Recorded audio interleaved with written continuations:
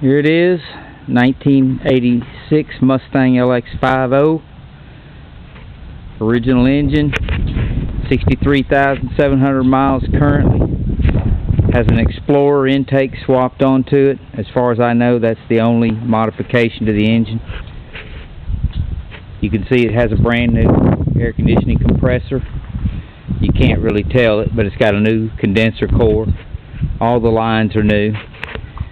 The only rust I've ever seen on the car was some surface rust under the battery. I've wire brushed it and sprayed some primer on it. That's an undersized battery, and when the car's hot, sometimes it's a little slow to crank. It never fails to crank, but it could use the correct battery for the car.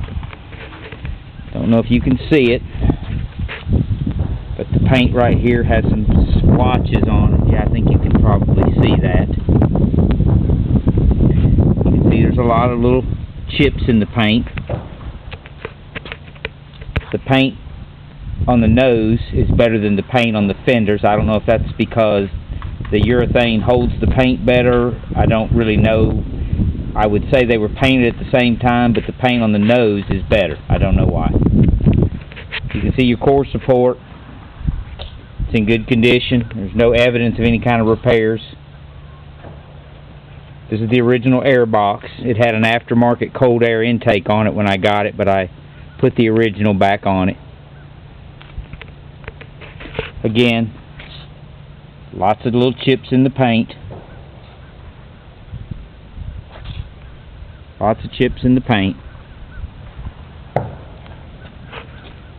The pony wheels I bought for about $150. They're not real pretty.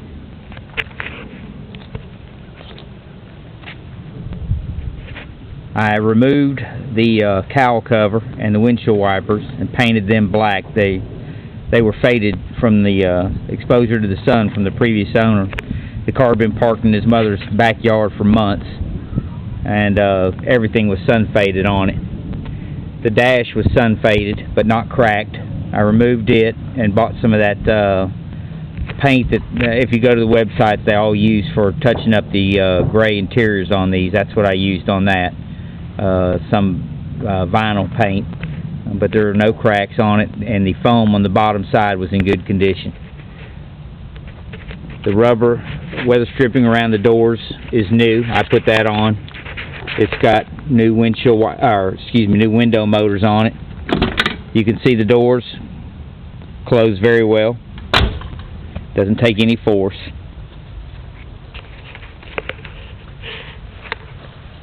You can see this streaking on the paint here on the rear quarter panel. I don't know what somebody spilled on it. I don't know what happened there.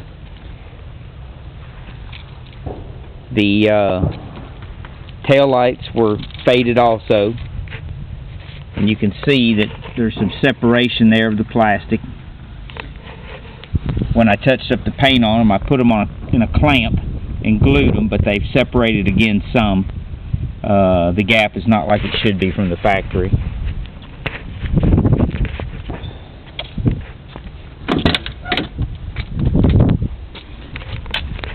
You can see that the interior is in exceptionally good condition. The carpet's not perfect, but it's pretty good. The seats have the original piping. Headliner's in good shape. Vents are in good shape.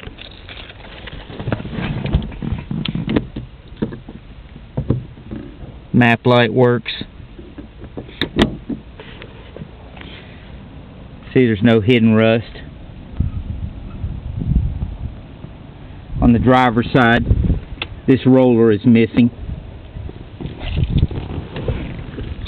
All your power windows and door locks work.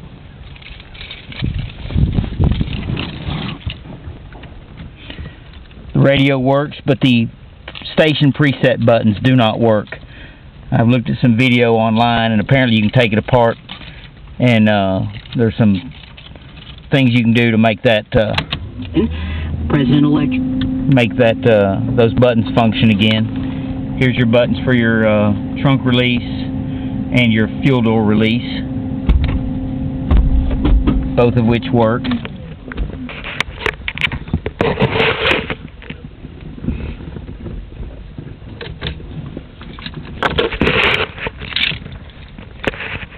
Missing a knob on the fan. Apparently the ashtray doors on these break a lot. This one is fine. There's nothing wrong with it. You can see, looking at the pedals, they would indicate to me that the indicated mileage is correct.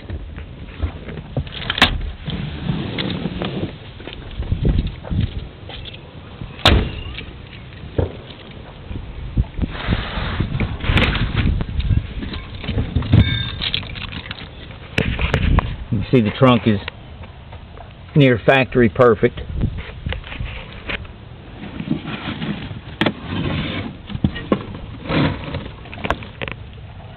Spare. Never been out of the trunk as far as I can tell.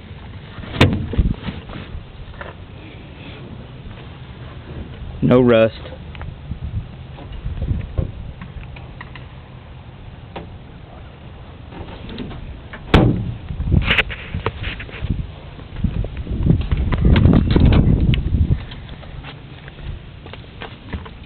There's where the roller for the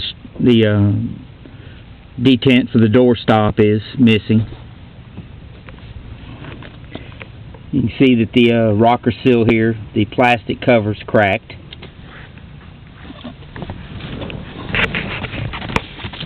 As I stated, the car has occasional surging idle, which is apparently a very common issue with this model.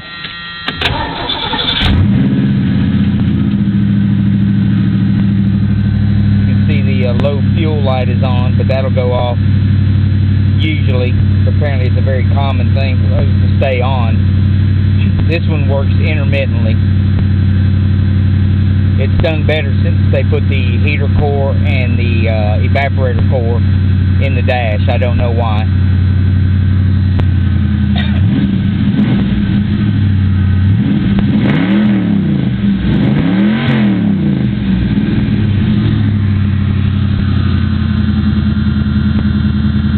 $3,808 miles.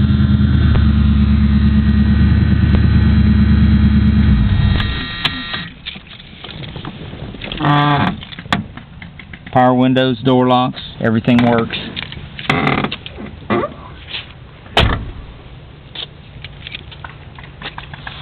I also painted the mirrors. They were faded pretty bad. I may have already mentioned that. Again, paint chips pretty much everywhere.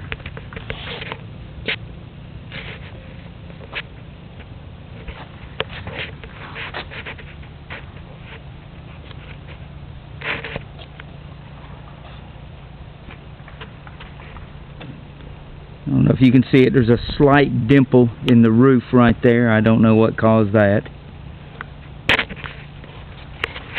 Again, more paint dings.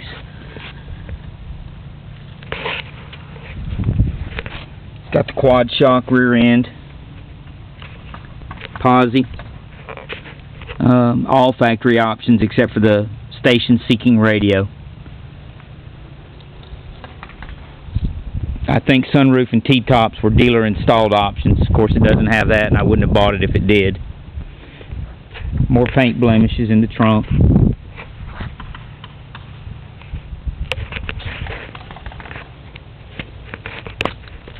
More paint blemishes.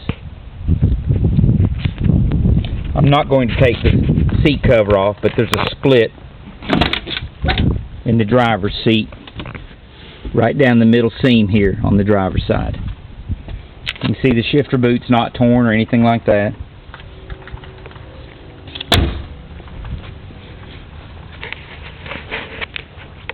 I don't know if you were able to see it, but the map pocket is missing from the door. Those door panels, I'm sure you're aware, are available from late model restorations. But the door panels themselves are in real good shape. You can see the doors themselves. Very clean. There's no rust. Doors close like they should. They don't hang or droop.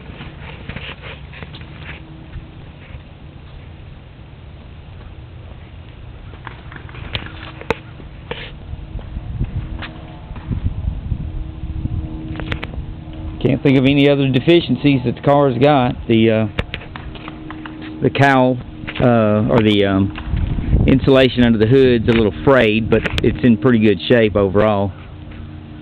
I wouldn't pressure wash it or it'd come all to pieces. I'm sure it's 30 years old. As I told you before, I think it could probably use a radiator. It doesn't leak, but I don't think it's transferring heat as well as it should. And I really think that's about it.